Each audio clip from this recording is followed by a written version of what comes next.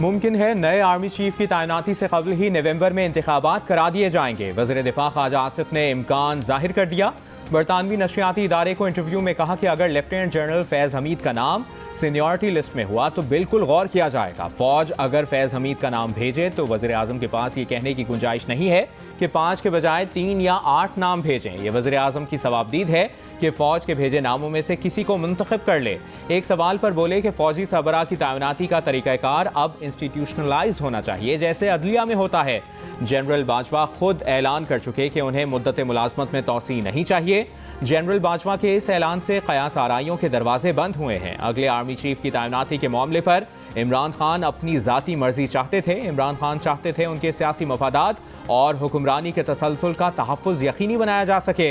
Army chief की तैनाती बड़ा अहम मामला है, इस पर सियासी बहस नहीं होनी चाहिए।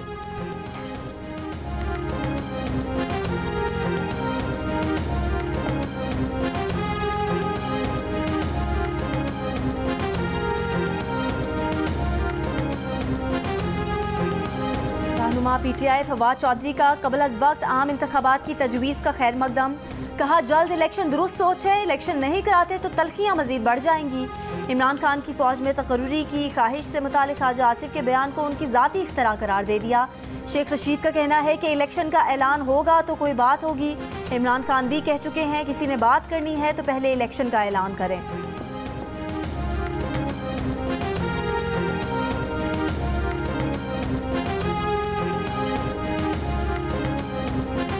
मैं उस्मान बुज़दार नहीं हूं कि मेरा दफ्तर छीन लोगे और मैं चुप बैठ जाऊंगा। पंजाब में 2 वज़ीर आला हैं। उस्मान बुज़दार के जाली इस्तीफे को जवाज़ बनाकर सर्कस लगाया जा रहा है। स्पीकर के वज़ीर आला का हलफ लेने की आइन में कोई गुंजाइश नहीं। साबिक गवर्नर पंजाब उमर सरफराज चीमा की प्रेस कॉन्फ्रेंस। रहनुमा PTI ने कहा कि आइनी तौर पर अब भी गवर्नर हूँ, गवर्नर हाउस पर कब्जा है, किससे जाकर कहूँ। 24 घंटों में एक्शन नहीं लिया जाता तो मुशावरत करके अगला कदम लेंगे।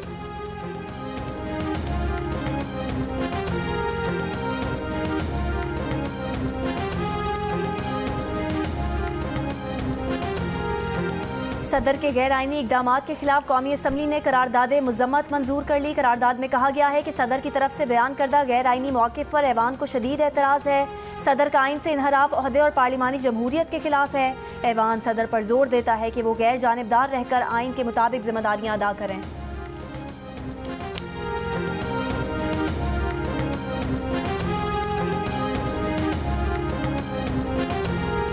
लंदन में नून लीग का अहम इजलास आज होगा। मुल्क की मुआशी और सियासी सूरत हाल पर अहम फैसले मुतवक्के। साबिक वज़ीर ख़जाना इसहाक डार कहते हैं कि कोशिश होगी कि आवाम पर कम से कम बोझ डाला जाए। पाकिस्तानी चंद बरस में महंगाई का तूफान बर्दाश्त कर चुके, मजीद बर्दाश्त के काबिल नहीं। इत्तेहादी कायदीन से मुशावरत हुई कि आवाम पर बोझ डालेंगे तो हर चीज़ की कीमत आसमान पर जाएगी। राना सनाउल्लाह का कहना था कि इलेक्शन का फैसला मुस्लिम लीग नून ने अकेले नहीं बल्कि इत्तेहादी जमातें मिलकर करेंगी।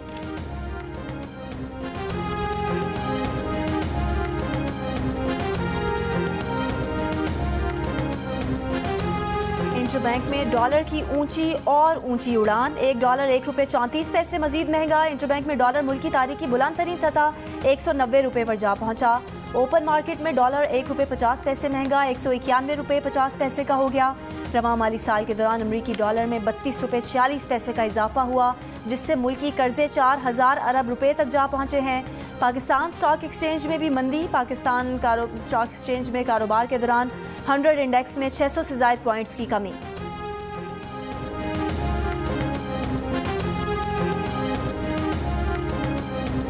तहरीक इंसाफ के 20 मुनहरिफ अरकान कौमी असम्बली का मुस्तकबिल क्या होगा। नाअहली रेफरेंस पर इलेक्शन कमीशन कुछ देर में फैसला सुनाएगा। PTI की जानिब से मजीद रिकॉर्ड देने की दरख्वास्त मुस्तरद। PTI वकील ने कहा कि कुछ चीज़ें दुरुस्त अंदाज से रिकॉर्ड पर सामने नहीं आई, फैसले को अदालत में चैलेंज करेंगे। नूर आलम खान के वकील का कहना था कि नूर आलम ने तहरीक अदम एतमाद पर वोट कास्ट नहीं किया, ना पार्टी छोड़ी। आर्टिकल 63(1)(a) का इतलाक नहीं होता। सुप्रीम कोर्ट फैसला दे चुका है। इलेक्शन कमीशन का फुल कोर्ट ही नाअहली रेफरेंसेस का फैसला सुना सकता है।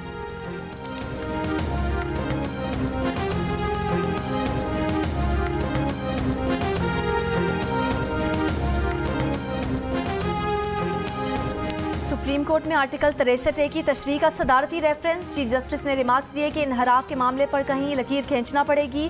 क्या आर्टिकल 63A को महज रस्मी आर्टिकल समझ लें या इसका कोई असर भी होना चाहिए?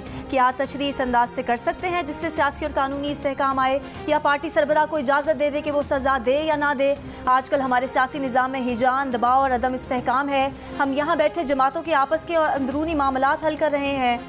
जस्टिस जमाल खान मंदोखेल ने कहा कि आइन आज़ादी इज़हार राय का हक भी देता है। यहाँ कहा जा रहा है कि मुनहरिफ रुकन की सज़ा बढ़ा दें।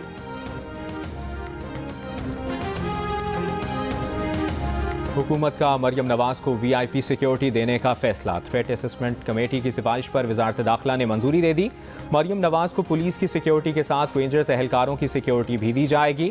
इस्लामाबाद में वफाकी पुलिस और रेंजर्स की सिक्योरिटी हम वक्त हासिल होगी। दूसरे सूबों के अजला में मुतल्लिका पुलिस सिक्योरिटी फराहम होगी। ज़राए का कहना है कि मरियम नवाज को उनकी रिहाइश गाहों पर भी सिक्योरिटी फराहम की जाएगी।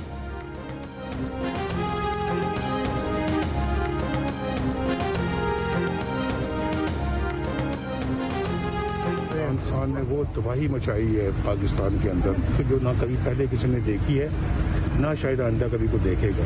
ये तो पाकिस्तान को तबाही और बर्बादी की तरफ लेके जा रहा था ये बंदा। शुक्र अदा करो कि इससे जान छूटी है और इंशाल्लाह जान अब छूटेगी आइंदा हमेशा की। अगले इलेक्शन में इमरान खान से मुकम्मल जान छूट जाएगी। मुस्लिम लीग नून के कायद नवाज शरीफ का दावा। कहा साबिक हुकूमत सर से पांव तक बहरान पैदा करके गई।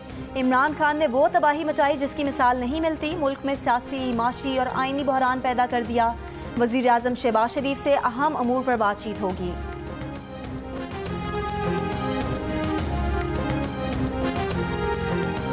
मुस्लिम लीग नून की नायब सदर मरियम नवाज स्वाबी में छोटा लाहौर ग्राउंड में जलसे से खिताब करेंगी। पंडाल में 10,000 कुर्सियां लगाई जा रही हैं। सिक्योरिटी के सख्त इंतजाम।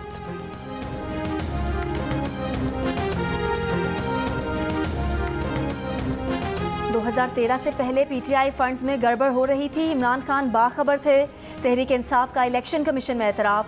सेंट्रल फाइनेंस कमेटी की इजाज़त के बगैर होने वाली फंडिंग की जिम्मेदारी लेने से इनकार कर दिया।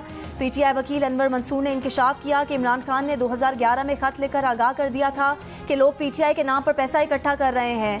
ये हिदायत भी की कि फंड्स सिर्फ ऑफिशियल अकाउंट ले सकते हैं। चार्टर्ड कंपनी को PTI ने अपने अकाउंट्स दुरुस्त करने का टास्क दिया था।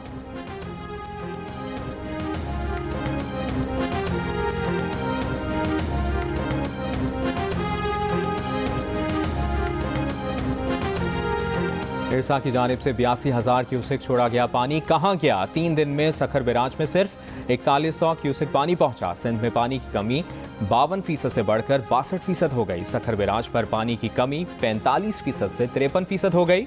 In charge control room Sukkur barrage का कहना है कि पानी की गुड्डू बैराज में ताखीर से आमद का पता लगा रहे हैं। बदीन में पानी की किल्लत के खिलाफ आज भी एहतजाज। टंडवाला यार में पानी की गैर मुनसिफाना तकसीम के बायस छोटे काश्तकारों को मुश्किलात।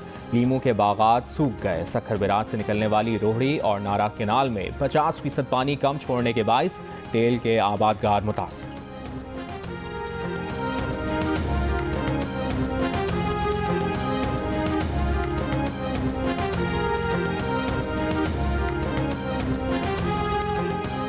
शदीद गर्मी में मुल्क के मुख्तलिफ शहरों में शदीद लोड शेडिंग। कराची में लोड शेडिंग का दौरानिया 6 से 12 घंटे तक पहुंच गया। शहरियों का कहना है कि बिजली जाने का कोई वक्त नहीं, दिन हो या रात घंटों बिजली गायब हो जाती है। हैदराबाद, सखर, नवाबशाह समेत सिंध के कई शहरों में लोड शेडिंग। लेस्को का लाहौर शहर और देही इलाकों में 0 लोड शेडिंग का दावा। कोयटा समेत बलूचिस्तान भर में बिजली की तवील एलानी और गैर एलानी लोड शेडिंग से शहरियों का जीना मुश्किल हो गया।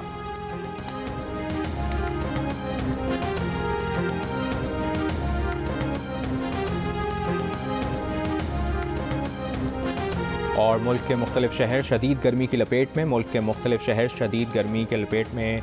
जैकबाबाद में पारा 46 डिग्री तक जा पहुंचा। रहीम यार खान, लाड़काना और दादू 45, डेरा गाजी खान, सरगोदा और कोटरदू में 44 डिग्री रिकॉर्ड किया गया। लाहौर में 42 डिग्री और कराची में 36 डिग्री रिकॉर्ड किया गया। महकमा मौसमियात के मुताबिक पंजाब में 15 मई तक हीट वेव जारी रहने का इम्कान। तिब्बी माहिरीन का कहना है कि शहरी खुद को हीट वेव से बचाएं, नींबू पानी और निमकोल का इस्तेमाल करें।